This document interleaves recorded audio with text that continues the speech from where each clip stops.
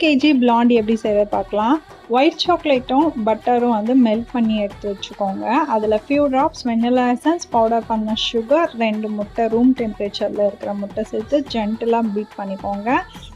இந்த அளவுக்கு. இதில் வந்து 1 கப் மைதா, ஒரு பிஞ்ச் ஆஃப் சால்ட் சேர்த்து லைட்டாக பீட் பண்ணிக்கோங்க.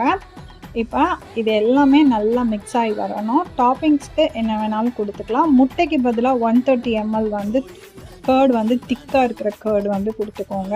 பீட் பண்ணிக்கோங்க. இதில் ஒரு பிஞ்ச் வந்து பேக்கிங் சோடா போடணும். முட்டைக்கு ஆல்டர்னேட்டிவாக நான் சொல்லியிருக்கேன். பார்ச்மெண்ட் பேப்பர் போட்ட ட்ரேயில் வந்து இந்த மாதிரி பேட்டரை ஊற்றிட்டு ஸ்க்ரேப் பண்ணிவிட்டு என்ன டாப்பிங்ஸ் கொடுக்குறீங்களோ அதை கொடுத்துட்டு 180 டிகிரியில் 10 மினிட்ஸ் வந்து அவன் ப்ரீஹீட் பண்ண அவனில் 20 to 25 மினிட்ஸ் பேக் பண்ணி எடுத்தீங்க அப்படின்னா சூப்பர் ஃபஜ்ஜியான பிளாண்டி வந்து ரெடி ஆயிடும். ஃபுல் வீடியோ பார்க்கணும்னு நினச்சிங்கன்னா வீடியோ கீழே இருக்க ப்ளே பட்டனை கிளிக் பண்ணி பாருங்கள். வீடியோ பிடிச்சிருந்தா லைக் அண்ட் ஷேர் பண்ணுங்கள்.